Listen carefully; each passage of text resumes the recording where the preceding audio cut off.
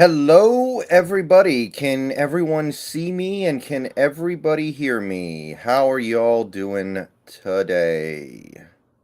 Ooh, let me adjust something here real quick with the ticker. There we go.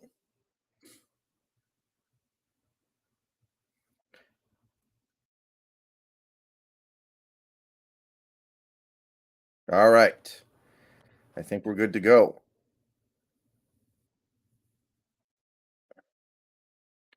Okay. So we haven't done one of these in a while for a multitude of reasons, but we are going to be doing a call-in stream, and I'm going to be posting the link that you guys can use to join in a couple of minutes here.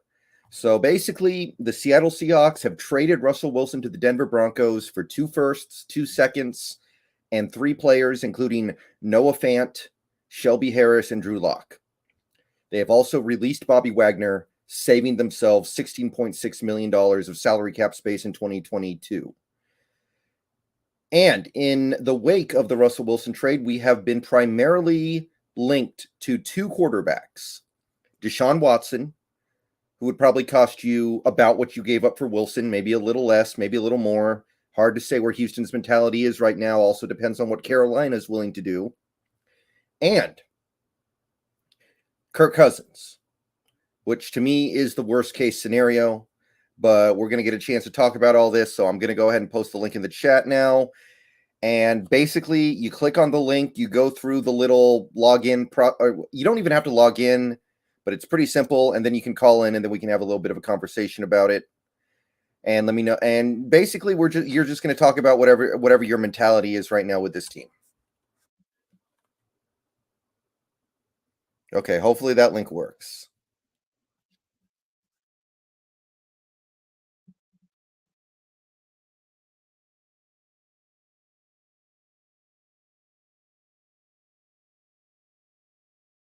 No, it's not Discord. You don't need Discord.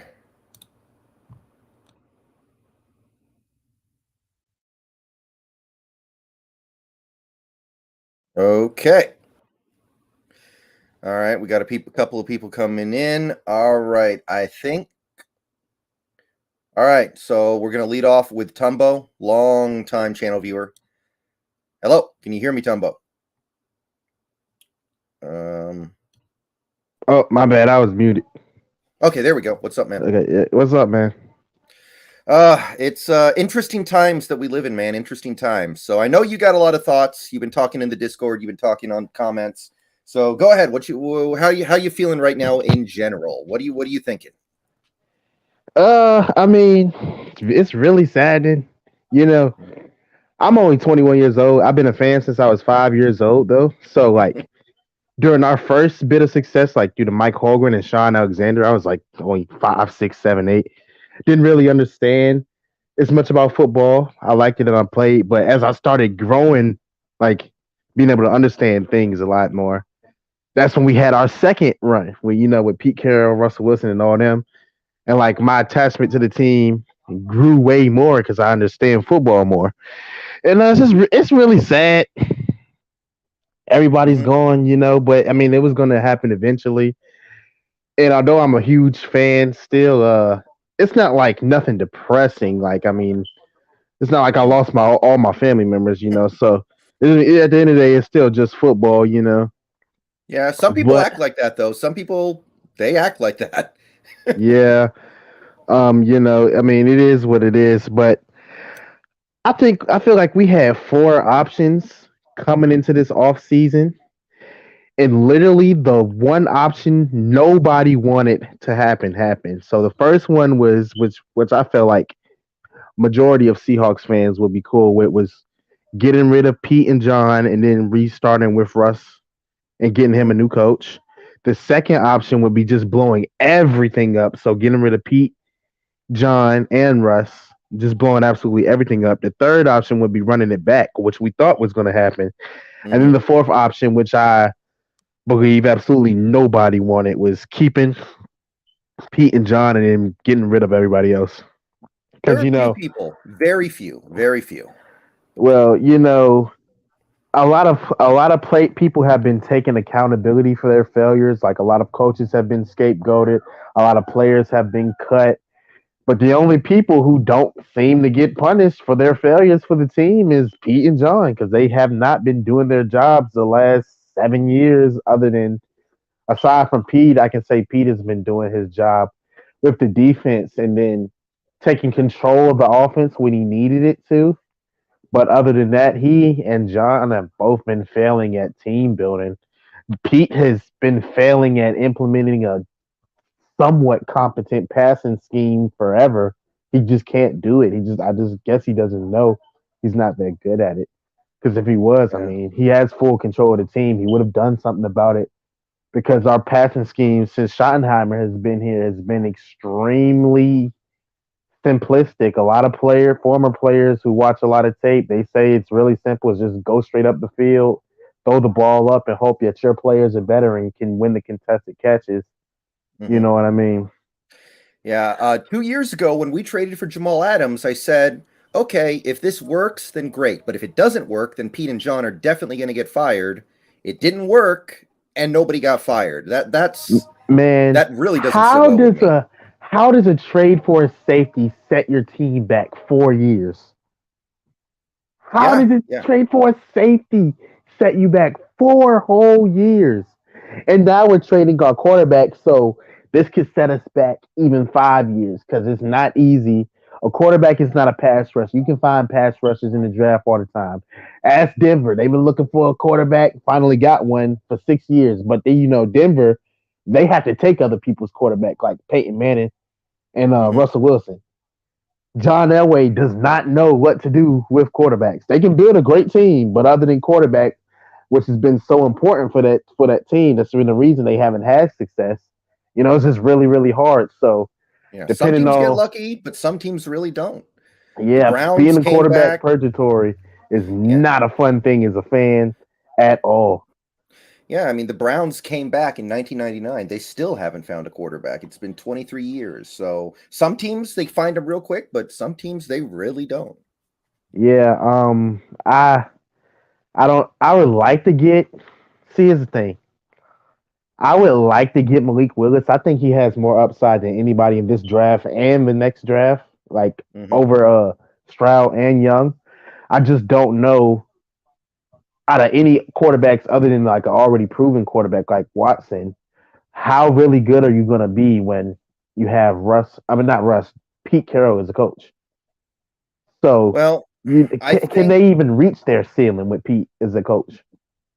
I think a lot of people are hoping that there's a succession plan with Sean Desai where he's going to become the head coach in a couple of years and Pete is starting to step back. But we don't know. We don't know if that's the case or not. It would make some sense, but we're going to have to wait and see on that one. Maybe there is something here where kind of Desai's going to start to take more power. Pete's going to step back, and then Pete's going to retire because he's about to be 800 years old. Well, one thing we this usually doesn't happen to us, which it tells you a lot about Pete Carroll. A lot of teams don't really sign our coordinators for real like that. Oh, yeah. But if we turn it around with all these new defensive changes we're making, we might not have that time to be able to wait. Somebody might want to sign Clint Hurt in the next 2 years. Somebody might want to sign Desai in the next 2 years. We might not have that time to be able to wait that long for Pete to phase out if the defense starts doing well.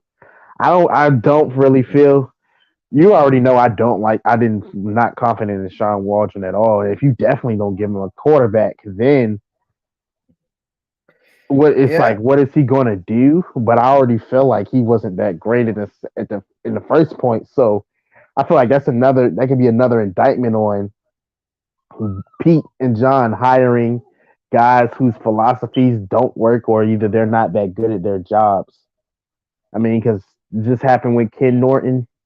Although you can argue Ken Norton didn't have the personnel, I mean, I mean, we kept adding players and it didn't get better. We added Clowney, we added Jamal, we brought in guys like Dunlap, we brought in all these guys, and it was always kind of an okay, decent defense. It was okay, but it never got elite the way that it was. So Now, I don't think Ken Norton did that much. We keep hearing from former players like KJ Wright and Quandre Diggs that no, Norton doesn't matter. It's all about Pete. So Well, maybe we can't give players them that. they obviously had a close relationship with Ken, so they're gonna back him up.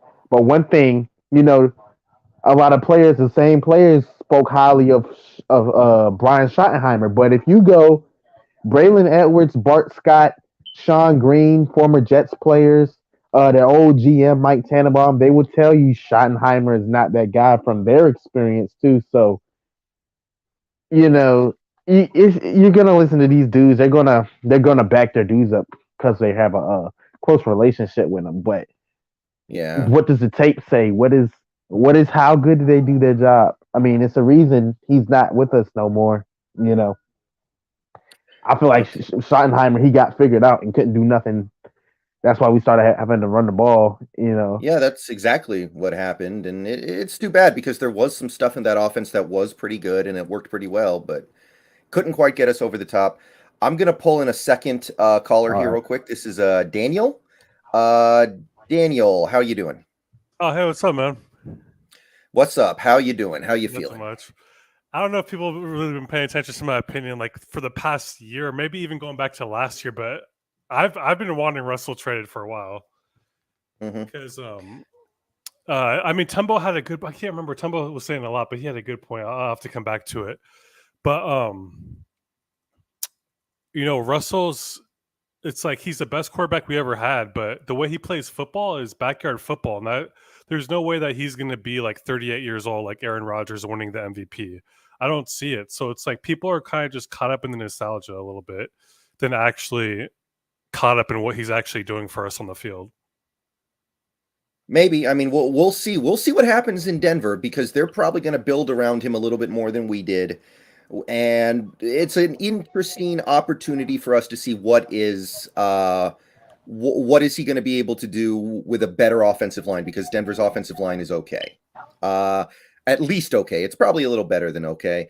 I'm definitely going to keep an eye on Denver games this year to see what Wilson is doing. If he starts hitting his checkdowns and his intermediate passes, I'm going to get really annoyed.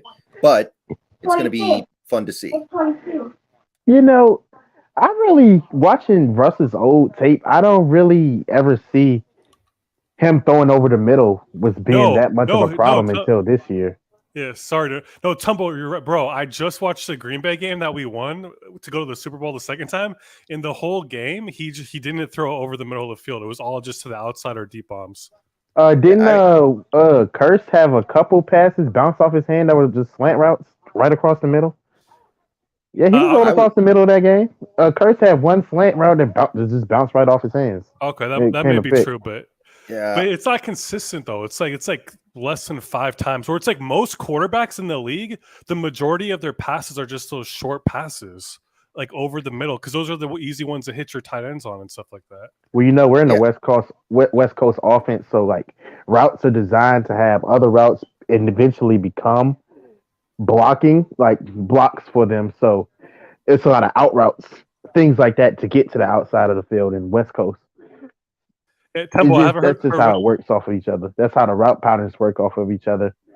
I mean, Russ hasn't had the best offensive coordinators since he's been in the league, so he probably capped out with what coaching he was given. Like, that might just be what it is. I know what you're saying, but it's like he's had 3 offensive coordinators now. You know what I mean? And he's looked the exact same with every single one. The exact same. I think the big problem is that Pete's been there the whole time and Pete hates turnovers. And I think in Pete's mind, throwing the ball over the middle equals turnovers. So I think Pete was in his ear for a long time saying, don't throw anything that could be a turnover. Do not turn the ball over. Just punt the ball. We'll just punt the ball 20 times a game and win with defense. And then we tried to change that a little bit last year and it didn't work great. And we weren't sure if we thought it was going to be great going forward beyond that.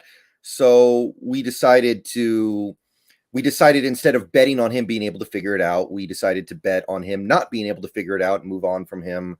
It's understandable, but I think the main problem is Pete just being so turnover averse. No, I agree with you on that. But But the one thing that's on Russell is the ability to do a pre-snap adjustment, and we can all agree, like, he looks like a rookie out there. Like whenever he's being blitzed, it's like that's not on Pete, that's not on the coordinator, that's on the quarterback to look, see what, interpret what the defense is doing, and adjust to it. And Russ can't do that. Like that's on him. That's not on anybody else. You got coaches there to coach you that stuff up better. So, I mean, he just literally hasn't had the best coaches. Like listen, what we talking about right now, we'll find out the real answers to what he doing with Nathaniel Hackett over in Denver. We'll actually see if coaching was that huge of a problem. I don't really know what to think of Nathaniel Hackett. I'm not that impressed by his resume. So it's still not the best, but it is offensive oriented. So to that point, absolutely. And it's like these guys have Aaron Rodgers. Like you could see with Jordan Love, they didn't do anything. When Jordan Love went on there, the Green Bay Packers looked fucking terrible. So it's like, are they really great offensive coordinators in Green Bay, or do they just have the best quarterback of all time, like one of the best? Well, Jordan Love might be terrible. I don't believe in that guy at all. I think he's bad. Tumbo, how would you feel if we got Deshaun? Like, okay, real quick. I agree on Tumbo. It's like, it's fucking crazy how much the Jamal Adams trade has set our team back. Because it's like the last year's pick, the Vikings got a franchise left tackle. They got a Dillashaw or whatever his name is, and he looks like a franchise left tackle. Mm-hmm. And it's like, and now we're missing on the top 10 pick. But if they get Deshaun Watson for just the picks that we traded for Russell Wilson, and we get to keep Noah Fant and Shelby Harris, it makes, in my opinion, it makes up for the Jamal Adams trade. Tumbo, what's your thoughts on that? Shelby Harris, literally all the players we got in return, there's a big possibility none of them will be on the team in 3 years. Drew Lock's definitely not, because he's trash. Like, to be honest, I hope he fails his physical. That way the trade can just blow up. That's how bad he is. Shelby Harris is 30. Value, Shelby Harris, he's 30. Noah Fant. See, here's the thing about Noah Fant. A lot of people, a lot of fans, because that's who we mostly talk to, we interact with, because we're not in the league. They get this weird perception of Noah Fant being a beast because he was drafted in the first round and because he was so athletic. But just because you're drafted in the first round doesn't mean you're a first round talent. Look at LJ Collier. Is that like his production? Evan Ingram has also had bad quarterback play, and they've had similar production. I put it up together in the Discord. I just don't really see him being that much of a game changer. And then if he has to get paid a lot, if Pete and John are still there, I don't know if they're willing to bring out the checkbook for him, to be honest. So I'm not too big on none of the players we got. Yeah, I mean, the thing with Fant is we have him cheap for 2 years. So if he breaks out, then cool. If not, then it didn't cost you that much. The difference with Evan Ingram would be you'd have to give him a big contract now. I'm just saying that's like the player comp. I just think they're like the same guy. I'm just saying, like, like on the field, they're just the same guy to me, and I don't really like neither one of them. I mean, it's a reason why they were more than fine with getting rid of him. They didn't want to give up. They didn't want to get rid of no Bradley Chubb or nothing like that. They were perfectly fine with getting rid of Fant. Sure. They got a backup tight end over there who some of the former Broncos players say he's going to be better than Fant. And that shows, Jay, when you build up a good team, we not missing your draft picks. You can get rid of guys like that. You know, I'm going to shoot back on you on that one. I think we could have had Bradley Chubb. He's been a bust for them. He's been injured like 2 years in a row. He's had like 3 surgeries in like 4 years on his ankles. I know his rookie year he had double-digit stats. But he's been a bust ever since then. And I think that John Snyder might have wanted Noah Fant over Bradley Chubb, to be honest. So Bradley Chubb had 12 sacks as a rookie, 1 sack in 2019. He barely played. 2020, he had 7.5 and made the Pro Bowl. Last year, he barely played and had no sacks. So he's good. But very, he just very got to stay on the field. He just can't stay on the field. Yeah. I think one thing though, if we get Watson, I just really think it'll be much of the same thing. Because like, I don't think he's a scheme fit with Waldron at all. Watson's been running a lot of RPO, and Waldron does not run any RPO because of the quarterback they had over in LA. Like, that's the difference between Sean McVay and Kyle Shanahan. They both came from Mike Shanahan, but due to the quarterbacks Kyle has and or either had on his roster, he's been willing or having to change and start implementing a lot of run stuff for his quarterback, which Shane would not utilize Russell Wilson's legs at all. And that may be because Brian Schottenheimer didn't really do that at all. And we were running a lot of Brian's stuff this year, apparently. So the offense will have to change up a lot because Deshaun Watson runs a lot of RPO stuff when he was with Bill O'Brien. So I don't know how that's going to work out. It may be another philosophical mismatch. I just don't know how that's going to work out. Okay, so would you rather have Malik Willis at number 9, or would you rather us trade like 2 firsts and 2 seconds for Deshaun Watson? I don't think we should trade 2 firsts and 2 seconds. That's too much.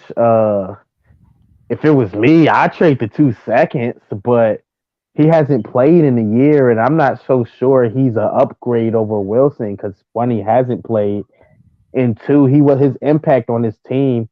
Though Bill O'Brien was a bad GM, he wasn't that bad of a coach. He was just a terrible GM, and they gave him that job for whatever reason. He wasn't impact. He was putting up hell as good stats, but he wasn't impacting the wins loss column like that. And especially when you mix that up with a coordinator who doesn't run what he has been running his whole career, I just feel like that has a chance to blow up in our face. That is actually a good point. And if that blew up in our face, that would set our team back like 5 years because we'd have no picks, we'd have no cap, we'd be stuck with Deshaun Watson. It would tank his value. If he came here and sucked, then we wouldn't be able to trade him. With John and Pete, bro, this might set us more back than any of all that, man. Because I feel like, we cut players because we're supposed to do what's in the best interest of the team, and the best interest of the team would be for Pete Carroll to swallow his pride and retire. Pete Carroll has his best interest in the team. That's why he sold out all of our great players and got rid of them. He has his best player, his best interest in mind ahead of the team, but there's nobody there to check him for that, Yeah, no, well, for sure. If you trade for Watson and it blows up, they've got to be fired at that point, right? I mean, There's no coming back. Wouldn't he be already gone by then? He'd be like in 2 years. Isn't his contract up in 2 or 3? I think his contract runs actually 4 more years, but it obviously becomes, because it's through 2025. So 22, 23, yeah, 3 years. Okay, right.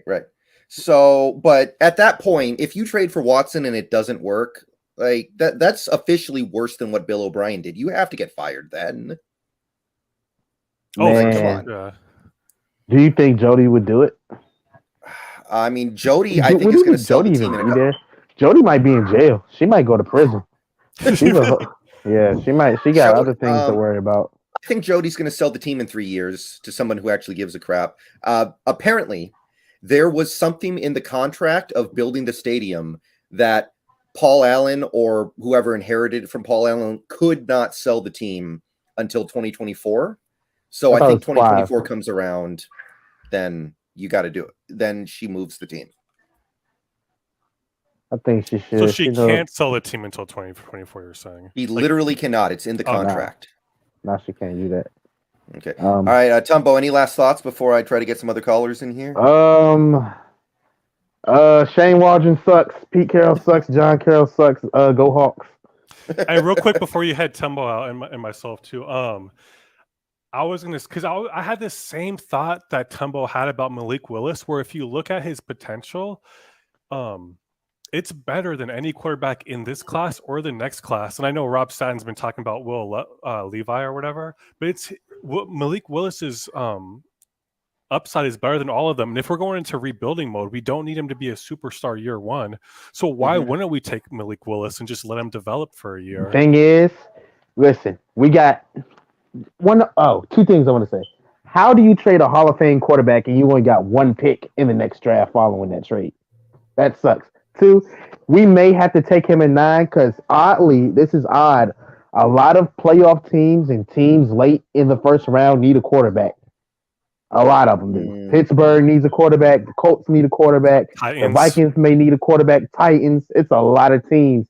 So Malik, a lot of people saying he's a second round quarterback. He may not last because a lot of other teams they get a lot of value out of there because it's not all the blue chip players, non quarterback players, going to be gone by then. Yeah, some people think Willis is the number 2 pick now. By the way, I don't think that's true, but it's possible. Who's number 2? Lions. They might see the Lions. They've been skipping over getting quarterbacks for a very, very, very like draft after draft. So they might have to take a quarterback at 2.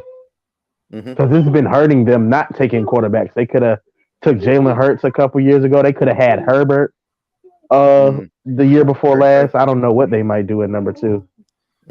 Yeah, and my thing on Malik Willis, like the thing that people are knocking him for are all shit that a good coach and time can easily change. It's just like his decision making, it's just processing. He's gonna naturally get better at that.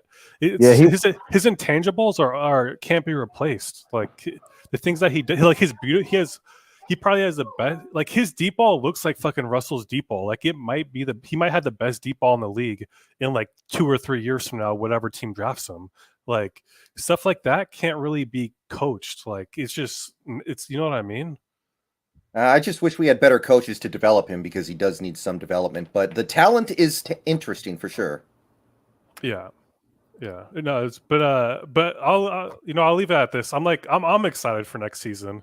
We need a change. I didn't want to have another 10-6 season or even 12-5 season and then just get knocked out in the first round of the playoffs and not even be competitive because Russell can't hit a check down or play. This is what I've thought. The way Russell plays football to me is kind of like Carmelo Anthony. Tumbo, are you old enough to really watch Carmelo Anthony, or was he kind of like past? Yeah, I'm old enough. I'm not that much of a fan of basketball. Okay, because Carmelo Anthony was a great regular season player who looked like he was just as good as LeBron James, just as good as at the time Dwight Howard or anybody that would just carry their team. But when the playoffs would come, he would just lose in the first round or maybe make it to the second round at best, because the way that he plays the game is just not going to win you playoff basketball. And I kind of feel the same way about Russell. Like his main thing is just this deep ball or nothing. And that doesn't work when you're playing against these top 5, top 10 defenses in the league. You know what I mean? They know how to shut that down. And he doesn't have any counter to that. I think he made up for it with his athleticism, but maybe he's starting to lose that.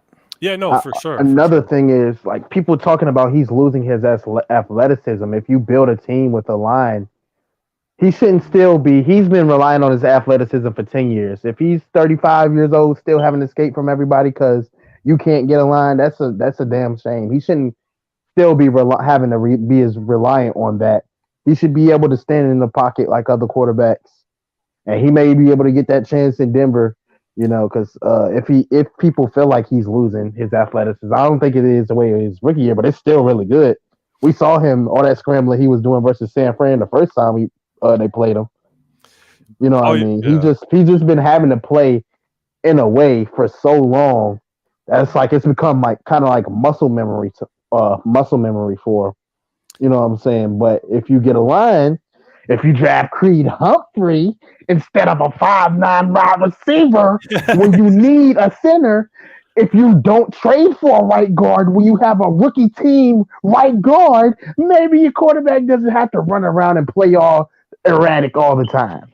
But we didn't do that because John Snyder and Pete Carroll suck. Yeah. But I will say, if he's making $50 million, it's going to be hard to build a line around him. Like, it just is. They draft well over there in Denver. They'll be all right. They draft well over there in Denver. And then watch this. Can I say this one more last thing? Yeah, go ahead. Russell Wilson, when his contract expires, Denver has a first-round pick.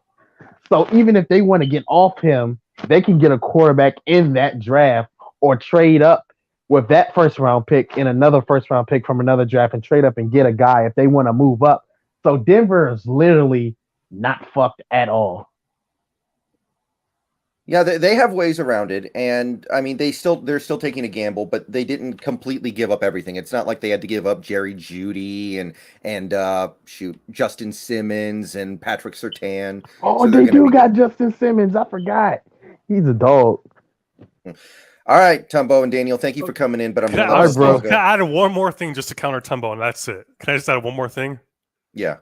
Okay, so the one thing that no one is talking about, and you mentioned it earlier, is their new head coach is unproven, so we don't know how good he's going to be. And they lost Vic Fangio, who's probably in the modern NFL the greatest defensive mind, like even better than Pete. Like his scheme is the most in-demand scheme. They lost Vic Fangio, so their defense might take a step back next year, and their offense might not be what everyone thinks it's going to be. So they might be a lot shittier than you think. Plus the fact that they're playing against, Patrick Mahomes and Herbert in his third year and all of that. So yeah, that's the last thing that I just wanted to add to that a lot of people aren't talking about. I mean, that division is going to be tough. It's on the table. All right, Daniel, thank you for calling out. Yep. Calling in.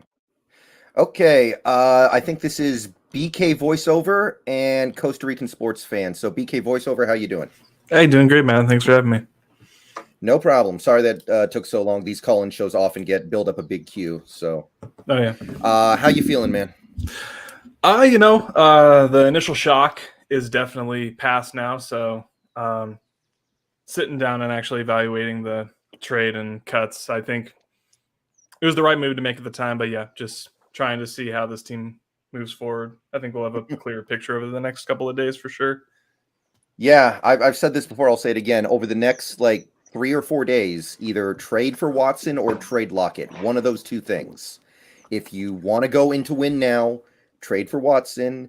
If you want to tap out and do a slow rebuild, then trade Lockett and just kind of blow it up as much as you can. Get Gabe Jackson out of here. Commit. You've already committed partially, but you got to go further if that's the way you're going to go. Yep, 100%. Pick a path and stick to it. Mm-hmm. What I can't stand is just not committing to something. You don't want to hang around in the middle. Yeah. All right, Costa Rican, how are you doing today? What you thinking? Hey, Brandon. All good. I've been kind of conflicted the last week. Okay, yeah, the Russ news kind of took a dump on my week, put me in a depressed mode that I didn't go out. But it was, as BK was saying, it was the right move to make, in my opinion. The only thing I don't like is Pete Carroll and John Schneider staying in control, because I don't trust them at all with a rebuild. I don't think they're adequate at their points in their careers to rebuild, and to rebuild correctly. They're going to shit on the assets we got, basically. Yeah, I've said this before, and I'll say it again. One thing that's interesting is that last year we know that Pete did not want to trade Wilson, and Schneider did. So the fact that we now traded Wilson might mean that Schneider has a little more say now. So I would be cool with giving Schneider some GM power here, some real GM power, because over the last 10 years, we don't know what he's done. He might just be doing paperwork. So if he's in control now, that's at least a little more interesting. But Pete's still here. I don't think he gave up all his personnel control. So, yeah. So, BK voiceover, what do you make of the Deshaun Watson stuff? What's your position on that? If, to be perfectly honest, I think I'm more on the let's just go and rebuild from the ground up. I'm not entirely sold on Watson. I know he's been amazing in what he's done. He's also been off for a year, and even if his legal stuff clears up, that doesn't mean that the NFL won't try and slap an additional suspension on him for however long. So there's still a lot of unknowns, and I think that it'll be more interesting to see if we can get a young QB in the draft, whether it's with pick 9 or somewhere in the second, and just see what you can get from there and target somebody in 2023. Okay, that's fair. How about you, Costa Rican? What's your take on that? Again, as I said before, I'm kind of conflicted, because on one part, this is like cutting Bobby, trading Wilson away. It's like a moving on step that I think the team had to make. It gives us more flexibility to do things right in the future, but I don't think that the current front offense is going to do things right in the future. So that small detail, I'd rather trade for Watson and see what we can do now while Pete is still in charge, to let Pete completely do a Bill O'Brien on us and fuck us over for the next 10 years. It's certainly on the table. I think that his ability to do things like that is going to be somewhat hampered. Although I will say this, some people do think that Jody Allen's trying to get costs as low as possible for selling the team, which it would be really unfortunate if she dragged us along for the ride for the next couple of years while she cuts costs and just tries to get the cheapest team possible.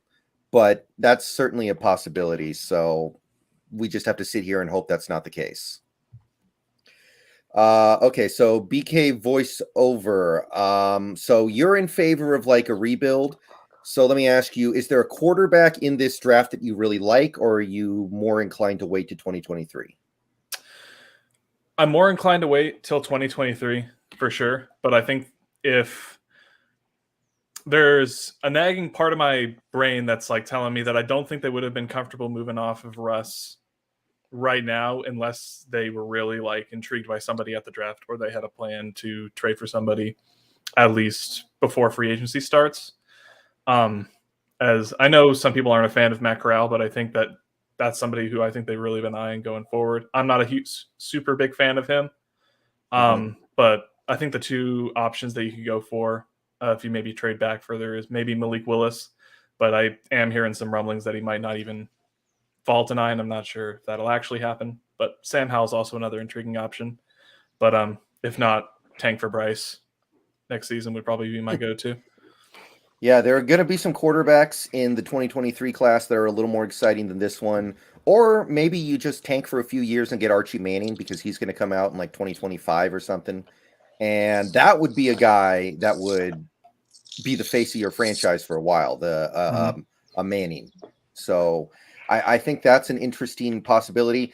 I think of the QBs in this draft, the most interesting to me would be Malik Willis, but it's definitely not a great class. So Costa Rican. So you don't trust Pete and John with this, of course, and there's a really good reason why you don't, because they haven't done anything to earn that. But with that in mind, which do you think would be more likely they would be able to handle? Getting Watson or rebuilding? I think it'd be getting Watson, because even though they screwed up the Jamal Adams trade, I think we have enough assets now and enough cap space to make it work. And if, as you said, John has a little bit more control, we might sign somebody here and there to like build around him. Like maybe, I'm just throwing this up there, re-sign Quandre Diggs, re-sign DJ Reed, get somebody like a Teron Armstead to protect them in some sort of way. But I think we would have less chance of getting absolutely screwed with a trade for Deshaun Watson than we would if we completely rebuild, because I just can't trust them. And in fact, as Brett Coleman, the film analyst, said on Twitter a couple days ago, when the Bobby stuff that he wasn't, that the stuff that Bobby had said that he wasn't told by Seattle that he was getting released, that it's like the fifth or sixth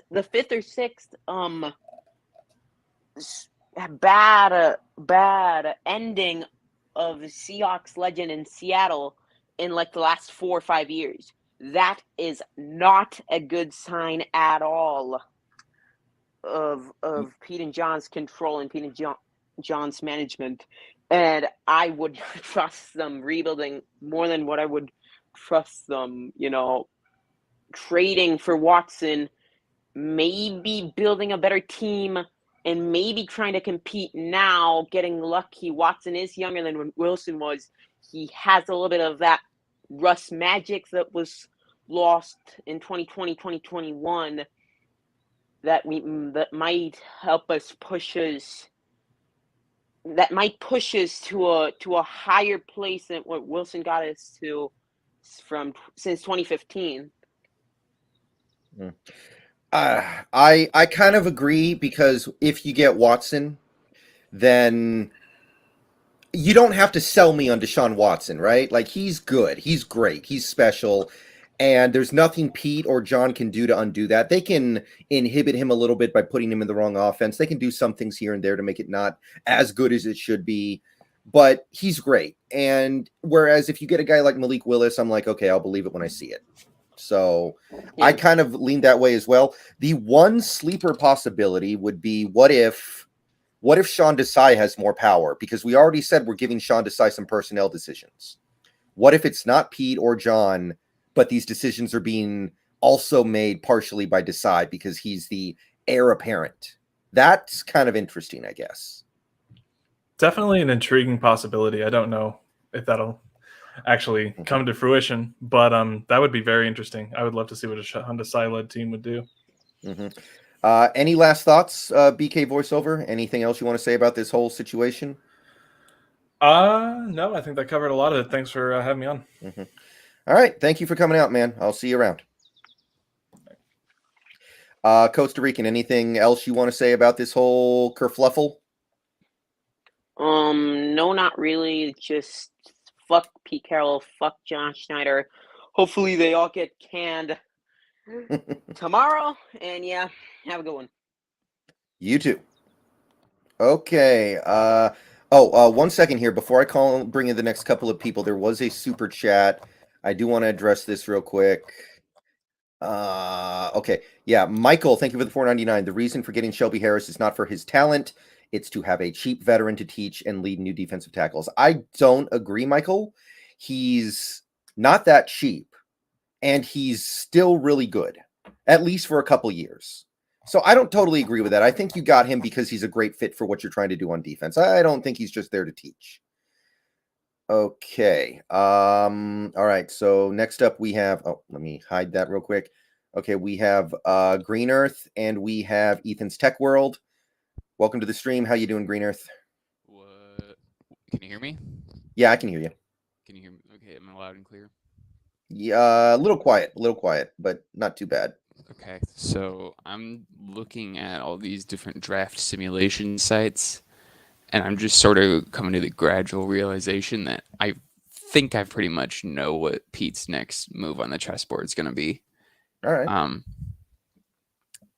The thought of him spending a top 10 pick on a QB, probably not going to happen, right? Mm-hmm. Especially considering the only good one's probably going to get taken before then now, because people get desperate, like Carolina.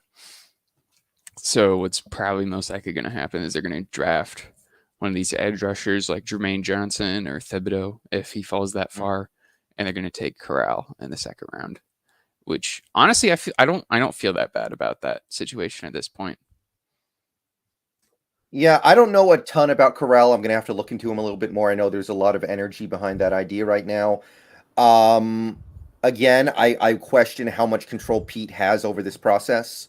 Like, if you're really going to rebuild, are you really going to tell your 71-year-old head coach to be in charge of it? Like, that's pretty bad business. That's not what you want to do.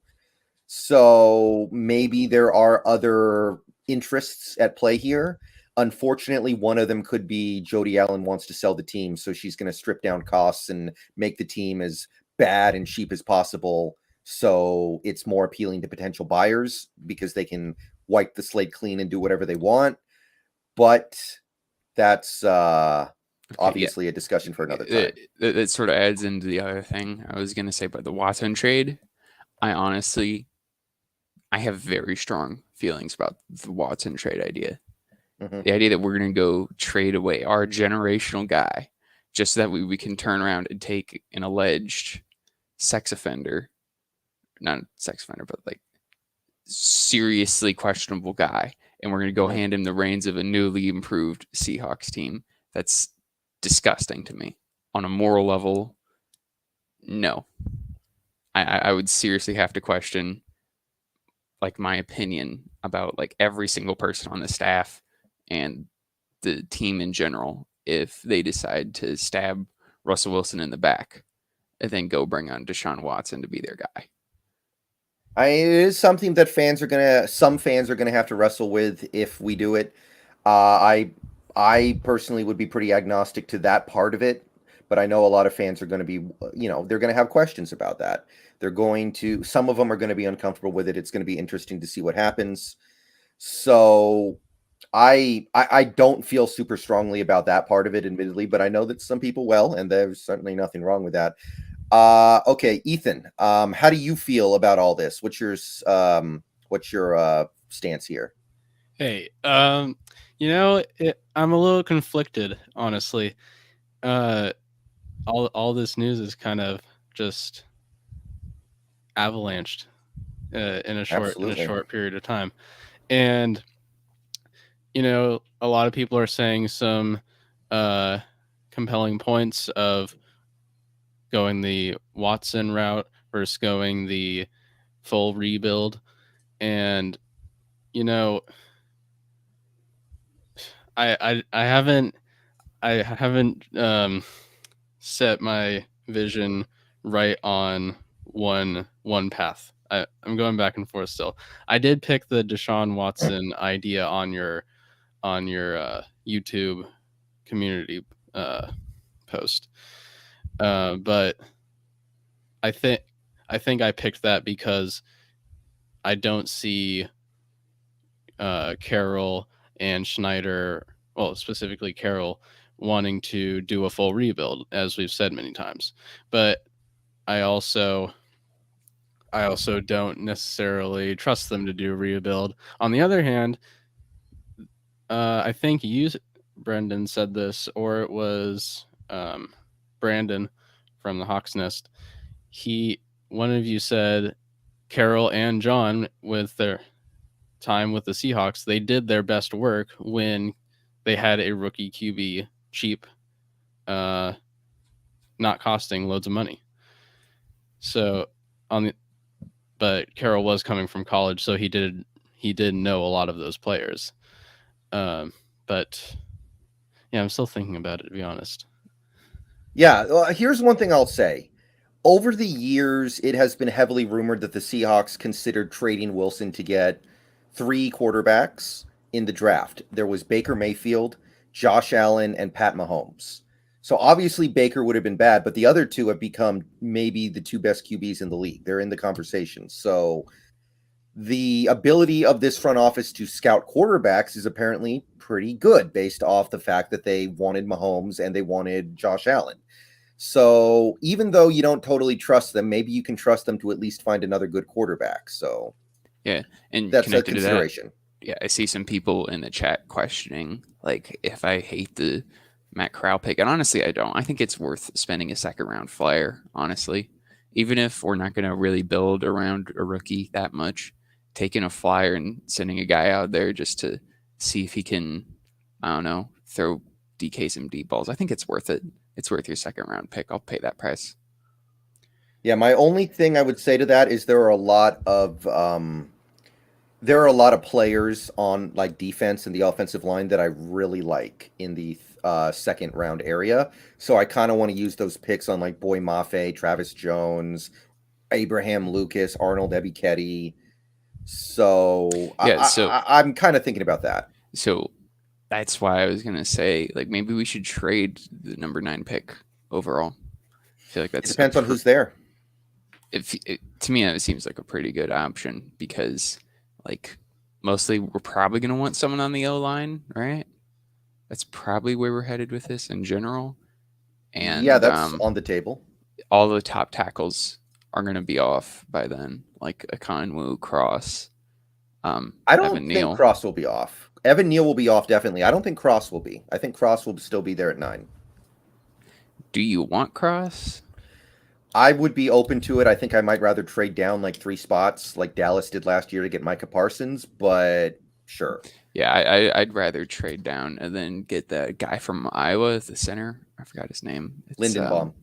Yeah, Lindenbaum. I'd rather trade down and get Lindenbaum. Mm-hmm.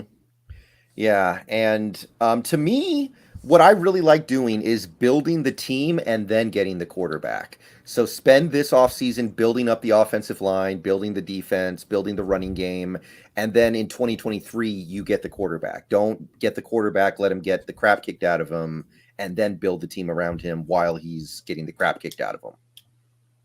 Well, you at least get the some of the O-line correct. And say so if we do draft a guy, you're saying don't start Stone Forsyth. So the only circumstance where you start Stone Forsyth is if we're just sending out Drew Lock out there to get CTE. Pretty much.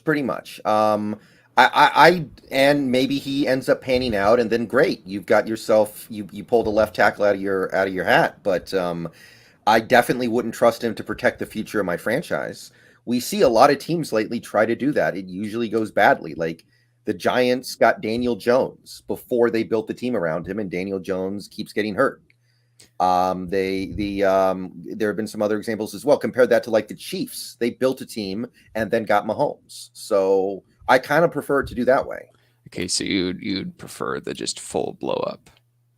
Because I do want to see what some of the talent looks like on the roster. I do want to see what we have on the O-line before we start making our next move, if we're going to do anything, really. All right. So, Ethan, let's say we don't get Watson, we keep our picks. What's your inclination for this upcoming draft with the new picks that we have? What are you looking at? Anybody strike your fancy? Well, I think I'm not super familiar with the draft yet. I've been hearing some things, so I'm starting. I tend to get more familiar with it once we're approaching the draft. Now, I say probably a defensive pick with number 9 might be the safest. Like Jermaine Johnson looks like pretty good. That safety. Who I've heard Kyle Hamilton. Kyle Hamilton is not going to be there. He might be a top 5 pick, but he did not have a good combine, so don't rule it out. Well, I think a defensive pick might be the safest, considering Carroll and Desai, right? But then there's that center. He might be a reasonable plug and play kind of guy. Yeah. But one thing I wanted to mention is about the Russell Wilson thing is I disagree with the idea that it's morally wrong to trade him and then get Deshaun Watson. Don't get me wrong. I like Russell Wilson. I have a poster of him. I have his jersey, but it's not a friendly business here. So I don't think. Yeah, he did so much for the franchise, right? He was part of the first Super Bowl that we won, but I don't think we owe him to do something morally right. Like, oh, how dare you trade me, but then get Deshaun Watson? You're not allowed to do that. And I'm just saying, like, the way people have complained about us not investing in Russell Wilson for years and years and years. Right. No matter how much that is true, the fact that we would turn around and immediately go invest in this other guy, it just feels like somebody a decade from now would just be like, these guys were stupid, and just it feels yucky doing that. It feels like we're going to get cursed if we do that. Sure, I get it. But unfortunately, we're not going to be able to conclude or really definitively see Russell Wilson with an elite offensive line here. And we'll have to either see that with the Broncos and see if that works. But it still bothers me that we don't acknowledge, or we don't give enough acknowledgement to the idea that Russell Wilson played relatively poor the last year and a half, when there was several times, more than you can count on both of your hands, that he had 5 to 7 seconds of a clean pocket, and he just makes horrible decisions. And I don't know if an elite offensive line makes a difference in that situation. We'll never know. We'll never know. Yeah, I will say this. I don't think trading Wilson to Denver is doing him dirty. It sounds like he was cool with leaving, and he gets to go to a place that will probably at least try a little bit harder to build around him. So No, I'm just saying, I don't think it's like doing him dirty, really. The trade itself, I don't find that objectionable. It's just immediately turning around and dumping the farm to go all in on Watson for a year right after trading Wilson. You know, that's bad juju right there. If Watson didn't have any controversy behind him and he was just like, oh yeah, really great, maybe he wouldn't be traded at all. But if Pete and John did the whole Russell Wilson traded for Watson, and it ended up being really well, and they build behind him and it all succeeds, that would be a really successful transition because you're going younger and you're going cheaper in a way. Yeah, moving Wilson is the biggest decision these guys have ever made. If they get it right, I will give them credit, but we won't know if they got it right for like a year or a little less than a year. It's very risky. But I've killed them for a lot of stuff, and I will continue to do so. But I'm a big fan of giving credit where credit is due. And if they end up getting, if Russ goes to Denver and they win like 9 games and go one and done, then I will give credit where credit is due there. That's what I'll say about that. But we won't know for a while. Green Earth, any last thoughts you want to throw out there? Yeah, I see a lot of people in the chat flaming me for trying to bring in some sort of, for the comments I made on the Watson thing. And I'm just going to say I'm going to stand by it. I know that's a business when it comes down to it, but at the same time, it's a business where the relationships between peoples matter, you know? It's what Bill Belichick would have done. Let me just put that out there real quick. Let me just slide that one in there. It's what Bill Belichick would have done. He would have brought in. Move. Well, he did the same thing with the AB trade, and that really didn't turn out too well for Belichick. So very true. All right, man. So Ethan's Tech World. Any last thoughts from you? I don't think so. I mean, I don't hate the trade. It can definitely go. Of course, it all matters what we do with the picks. Like that's where the needle moves in whichever direction. So we have to wait and see on that part. But I don't hate the trade, and yeah, thank you, Russ. Thank you, Bobby. Yeah, I'll stick by what I've said all along. Like, I'm not a fan of the trade, but this is much better than keeping Wilson and not building around him. This is much more respectable than just saying, we're going to keep Wilson, but we're not going to build around him because we don't feel like it. Like, we're going to keep him just because we're lazy and it's hard work to trade somebody. So one thing I'll add just at the end. I feel a little refreshed in a way that we don't have to deal with the whole drama anymore of, well, does Russell want to be here? Blah, blah, blah, blah, blah. That kind of feels refreshing.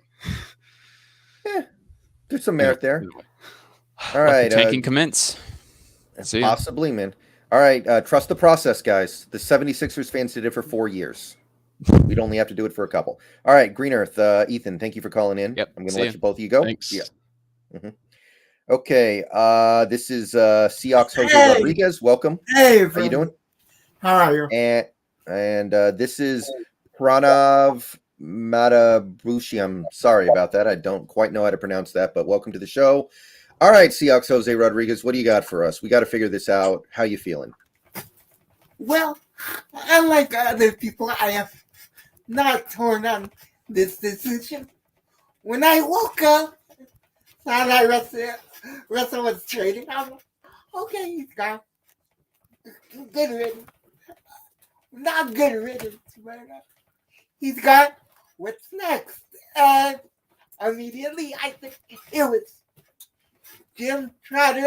And on NFL Network who said the Seahawks could flip this for Deshaun Watson. I said, okay, that's interesting. But if that doesn't happen, I'm okay with drafting either Malik Willis or Matt Corral because they run offenses, motion offenses, like the offense that Shane Wagner is trying to put in place in Seattle. Yeah, I'm gonna have to look into Matt Corral a little bit more. A lot of people are starting to talk about him. I don't know a lot about him. I watched him all year at Ole Miss, and it's basically a high tempo, ball out quick offense. Mm-hmm. Okay, fair enough. So, Pranav, are you there? Yeah, I'm here. How you doing, man? How you feeling about all this? What's your thoughts? I mean, right now I'm a college student, so I got finals going on, so it really wasn't exactly the best week to have to deal with this whole Russell Wilson thing and then immediately pull over and see that I have a final. But I mean, in my opinion, you kind of got to do what you got to do. I mean, Russ was eating like $35 million in cap space every single year. And by the looks of it, but these last two seasons, it really did not seem like he wanted to play in Seattle. I mean, there was a report, I think, like that came out that were like some Seahawks players felt that Russ was checked out for the whole season. Mm-hmm. Yeah, So, it's possible. yeah, and more than that, I kind of just feel like one thing is that by anything that could come out of this is if Pete is forced into a situation where he has, let's just say, less than superstar QB, it's gonna make it so everything that happens really has to go on him, and he really has no way out of it. And if Pete gets fired, I mean, I'm fine with that. Mm-hmm. Yeah, the only sticking point would be that Jody Allen's already planning to sell the team and doesn't really care and is just trying to get costs down and won't fire Carroll no matter what. That's the only thing that I think could protect him at this point. Like, there's no one left for him to blame at this point. I've often compared Carroll to playing a game of Survivor where he's trying to get everyone else voted off the island. Schottenheimer, Bevel, Norton, Richard, all these, now Wilson, all these guys, he's gotten them all voted off the island, but pretty soon there's not going to be anyone else to vote off. So that is kind of exciting. So Jose Rodriguez, so do you have a preference between the Watson idea and the rebuild? Watson. Unlike the last call you had, I think it was Green Earth. Mm-hmm. I really don't care about his legal problems because he was taken to a grand jury and a grand jury chose not to indict him. And if people do more background research, that whole case is kind of iffy, considering that the lawyer for the women away is neighbors with the owner of the Houston Texans. I'm just throwing that out there. Very dubious of that. Yeah, I that part of it smells really bad to me. So I'm pretty indifferent. I guess Watson would be more exciting, but I can see it both ways. Now, I think.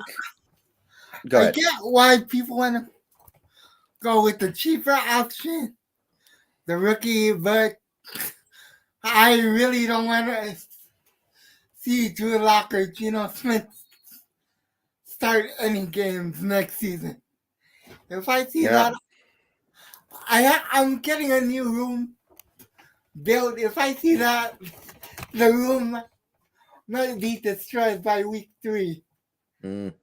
Yeah, I mean, sometimes teams go through a rebuilding process. I'm ready to live with it, but it would not be fun. It would not be a whole lot of fun. So Pranav, how about you? How do you feel? Do you want to go the Watson route or do you want to go the rebuild route?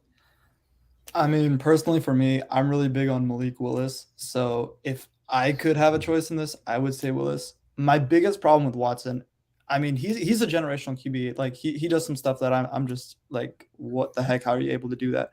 My one problem is right now is if he's gonna face any like suspension from the NFL, more than moral characteristics, I feel like a QB has to be dependable.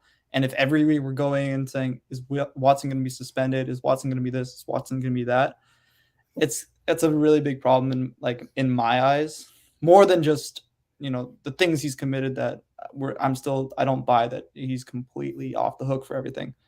And apparently in the CBA, in the new CBA, you cannot suspend a player unless there are criminal charges. If that is true, he cannot be suspended. Nice. Oh, I did not know that, but yeah.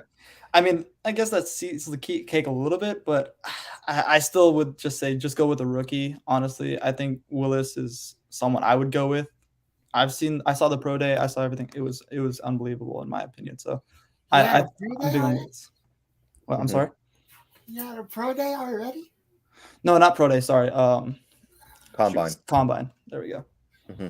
All right. Yeah. I got too mixed up. You're good. Yeah, I mean, Malik Willis in some ways looks like a young Deshaun Watson. You can definitely look at that guy and go, he could be what Deshaun Watson is, but that's a big if. He's definitely a question mark. A lot of issues in his game that are going to keep him from being the same level of prospect. Now, all right. I have a question for you before I go. Okay. If Thibodeau and Willis are there at 9, who are you taking? I'm probably taking Thibodeau. I feel like Willis's stock is getting artificially boosted somewhat by the fact that this is a weak draft for quarterbacks. So if he goes in the top 10, maybe he deserves it. Maybe he'll be worth it. But to me, that is a clear example of a guy who should have been a late first rounder or early second rounder going into the top 10 because somebody needed to. Like that kind of happened with Jay Cutler. That kind of happened with Brian Tannehill. And Josh Rosen. Yeah, Josh Rosen too. So I think that at that point I would go Thibodeau, but I'm not completely opposed to Willis, but I think I would go Thibodeau. Okay. I think I'd agree with you there. But my one thing is I don't know if Thibodeau is going to be there at 9, honestly. He's kind of slipping because he kind of acted like a doofus at the combine. And honestly, it kind of made me want him more because it was hilarious. Apparently, he went there to talk about his NFTs and his altcoin that he's trying to make, which I don't know. I think that's hilarious. You go to the NFL combine and you start talking about your NFTs. I kind of want to get in on the ground floor of that. So, speak for yourself. Actually, one more question on that. Do you think Thibodeau would be able to succeed in this new hybrid defense that that we're proposing? Oh, easily. Yes, because it's a lot like the Oregon defense. At Oregon, he stood up. He was a stand-up player at Oregon. So if he stands up here, he has plenty of experience doing that. All right. All right. Any other last thoughts, Jose? No, just thank you, Wes. Thank you, Bobby. Thank you, Brendan. Thank you, Brendan. And check out my YouTube channel.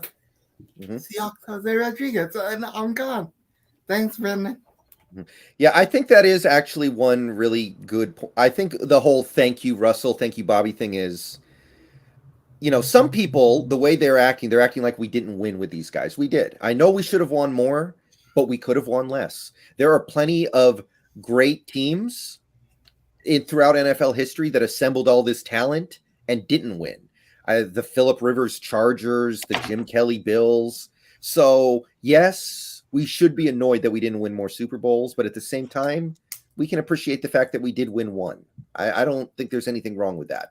The Jim Harbaugh 49ers burned out as quickly as they burned in. So there are a ton of examples of great teams that never got over the hump. We did. It just didn't get as far as we wanted to, I guess, but still got to the top. Pranav, any last thoughts from you? Nothing much. I mean, let's just see where this takes us. Last 10 years have been great watching the Seahawks. Hopefully the next 10 years will be just as great. Go Hawks. Yep, go Hawks. See you later. Okay, this is going to be Fuzz and Hamza. Fuzz, welcome to the stream. How are you doing? I'm doing well. How are you? Pretty good. How's your how you feeling about things right now? Honestly, kind of shocking because I was becoming a fan like the end of 2011. So, like those were like two of the most iconic players that we had during that period. So yeah, it was kind of weird. Even earlier this season when like the Pittsburgh game and like those like was it like 3 games or 3 games? Those are pretty weird to watch too. But I mean, nothing lasts forever. Right. And if things had been done a little smarter, we could have made this last longer than it did. But we did get 10 pretty good years out of it.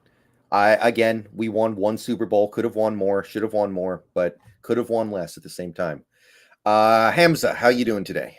Hey, Brendon. Thanks for having me on. First of all, I just want to say, I'm a big fan of your stream. Love your content and stuff, so keep it up. I enjoy watching your channel every day. For me, I'd like to step up and say, I think Pete Carroll is pretty vital to the success of this program. I know a lot of people are bashing for him, calling out for his head, but at the same time, I've been a Seahawks fan since 2003. I've seen the ups, I've seen the downs, I've seen the Mike Holmgrens, I've seen who's that head coach that we had, Jim Mora Jr. And then, finally we got Pete, and Richard Sherman even said this on his stream previously.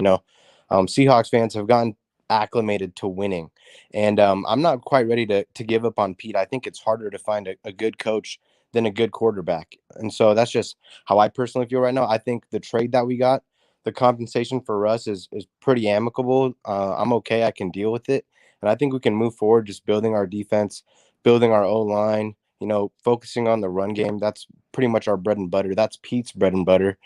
That's how we won our first Super Bowl. So I think we proceed that way. Yeah, that's definitely true. I mean, that first Super Bowl was won that way. However, I do think it is good to point out that was built because you got players like Sherman in the 5th round, Cam in the 6th round, you got Russell Wilson in the 3rd round, you got Doug Baldwin undrafted. You got all these assets at very, very low amounts of value given up for them. Are you going to be able to do that again? That's going to be hard. And you know what? I think right now with our new coaching regime, we've got, Sean Desai, who I don't know much about, and I know people are really hyped on him. He's had some pretty great experiences. Maybe he's going to be able to shed a different view on it for Pete and John on how they're drafting players. But we've got a solid foundation, and from what I can tell, a pretty good evaluation of college prospects. I know we've had some down years, but at the same time, you've got to consider that Pete and John had their hands tied behind their back because from a fan perspective, if you had gotten rid of Russ or Bobby, KJ, even at times when we were trying to build down our cost on our defensive side, fans were in an uproar when we first let go of Sherman and Earl, right? And some can argue we let those guys a little bit late. We could have probably gotten some more picks for them had we traded them a year earlier. And I think right now they're trying to jump the gun. We had a losing season, and they saw this as an opportunity for them to actually cut some ties where they felt like they couldn't before. Yeah, and I am starting to suspect that the Seahawks kind of wanted to trade Wilson last year, but the dead money was too much. So they were like, well, let's wait a year. And if Wilson can turn into an MVP in 2021, maybe we'll reevaluate. But we're going to try to move him as soon as we don't think the dead money is going to destroy us. Yeah, the injury definitely hurt us too, right? If he had played the full season, we probably could have gotten a little bit more. Yeah, and I think in that case we probably make the playoffs over Philly. I think we would have been better than Philly. Yeah, no, that's a good argument. We would have won too many games for us to maybe even let go of Russ, so this opportunity wouldn't have presented itself. Yeah. Fuzz, so now that all this has happened, let me ask you, what route do you want to go? I presented kind of 2 options. You reload with Watson or you rebuild and chill for a couple years. What's your preference? I don't know, but right now I'm kind of split on it because like we could get Watson and make a couple more moves, and it's gonna be hard to make those couple moves. But I see that the NFC is nearly wide open right now. Besides this division, like you only have the Packers, I think, maybe the Cowboys. But besides those 2 teams, I think it's pretty wide open.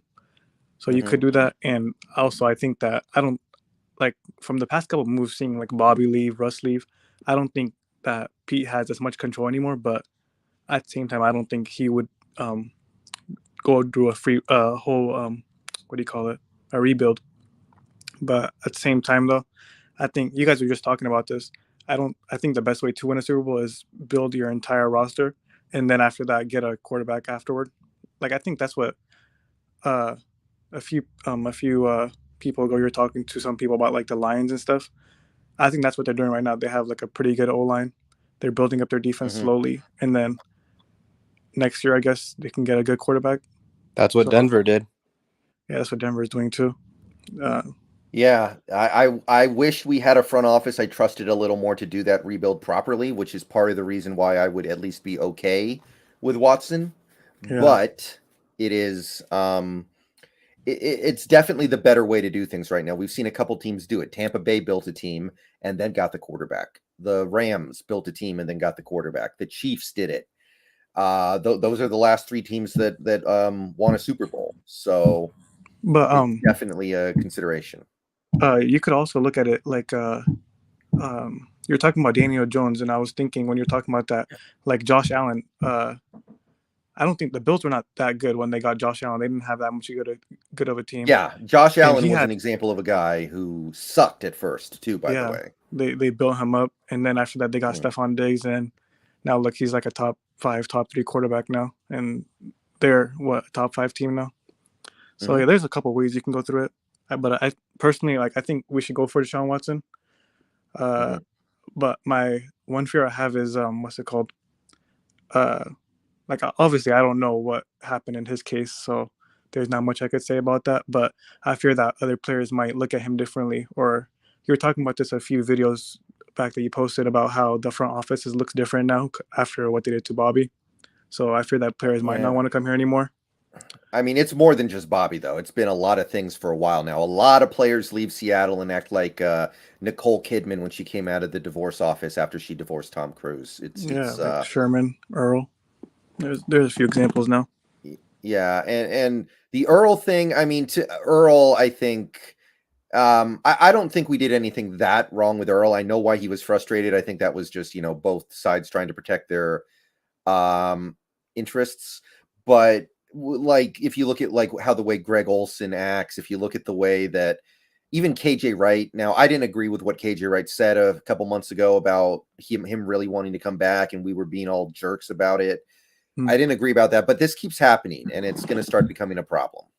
Yeah. Question I had was, so I heard you guys talking about Matt Corral and stuff like that, and I didn't really watch Ole Miss a few years back, as I don't know, I was not that much into the college football back then. Like I was watching more like UW and schools like those. But my question is, we can get Matt Corral in the second. I prefer we get a quarterback next year, but my question is, if we were not to get Deshaun Watson and let's say we missed on Matt Corral, do you think DK would want to re-sign next year, if not this year, if we don't have a good quarterback? Now, DK Metcalf has a little bit of an injury history going back to college, and he's making very little money this year. I think he wants that long-term extension. I think he would rather play for a bad quarterback for a year, making big money, than trying to work out some scenario where he can go play with another quarterback and maybe not get paid. So I think Metcalf, I think these players at the end of the day, I think they care about money more, especially when they're in DK Metcalf's position of having not made a lot of money. I think they care about, I think that's what they really value here. So I think Metcalf would be willing to sign. I'm not worried about that. Do you think the front office would be, I don't know if you would call it pressured to, but do you think they would be like more willing to get Matt Corral because of his past with DK?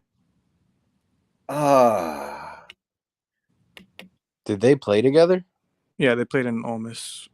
Really? Wow. Yeah. Okay. I mean, DK did not put up good numbers at Ole Miss, so I don't know if there's much of an attachment there. I think at the end of the day, if you asked Metcalf, would you rather play with Corral or Watson, he would choose Watson because Watson's just a better quarterback.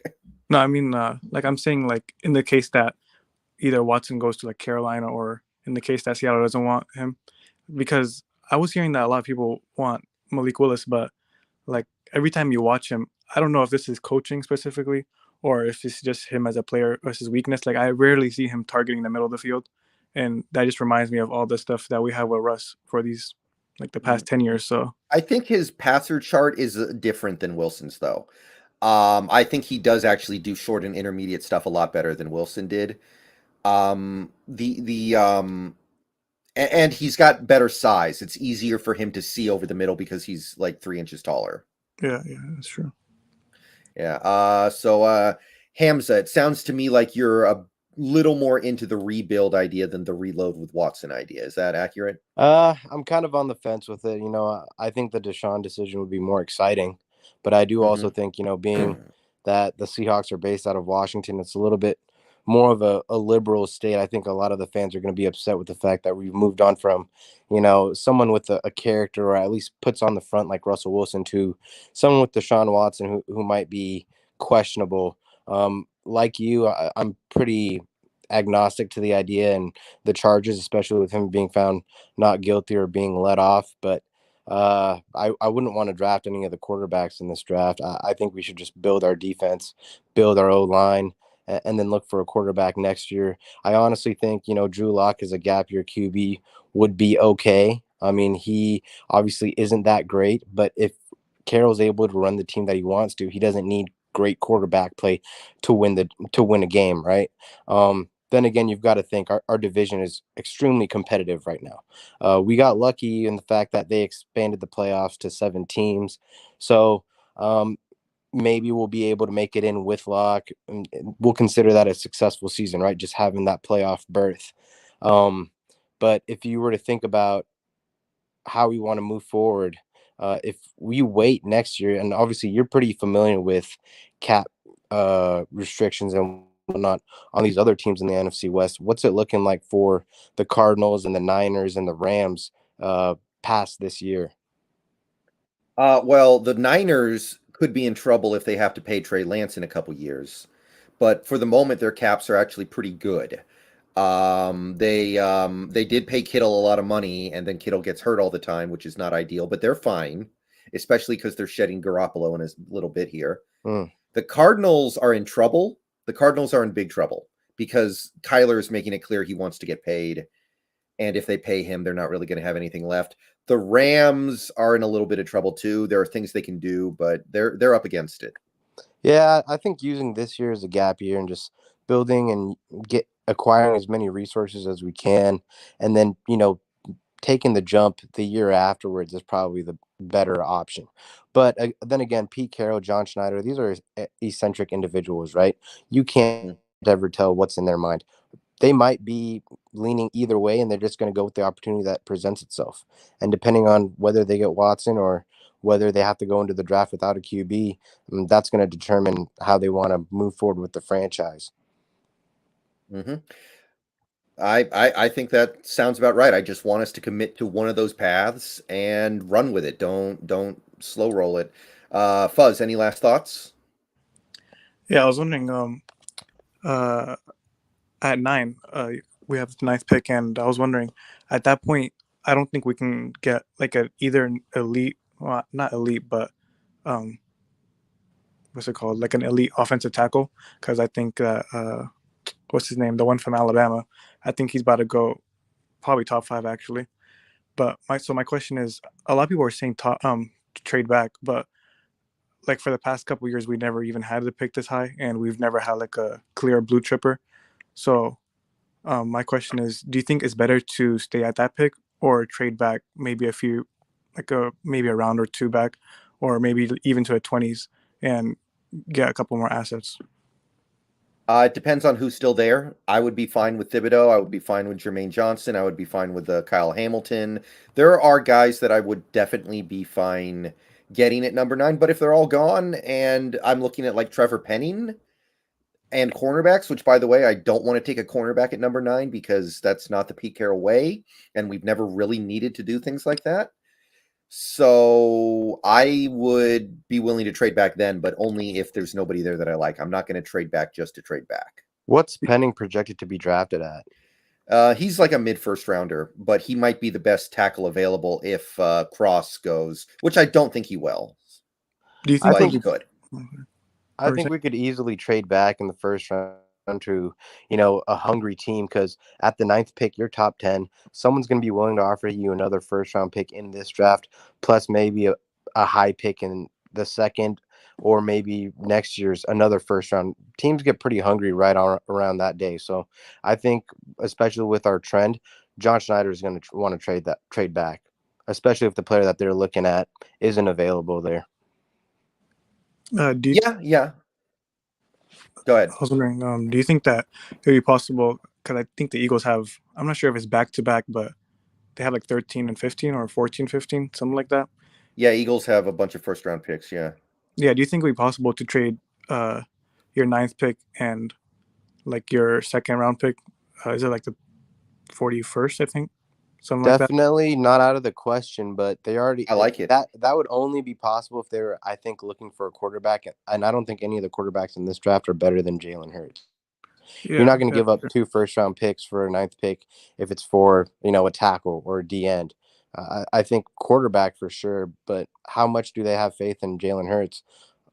That's the question. Not a lot. I mean, apparently they keep trying to move him. Well, Apparently they were trying to get move other him for quarterbacks. Russell, right? I mean, at the end of the day, if you're going to pick Jalen Hurts or Russell Wilson, you're going to go with Russell Wilson. That's a no-brainer. Yeah. Sure. Yeah, I was just putting that out there because I was seeing that Linderbaum is projected like at 20, I think. Mm-hmm. And you could also get Penning, and just like that, you could build up your O-line real quick, like how the Chiefs did not obviously select them in the first round, but what round did they get their right guard in? I think it was the 4th round.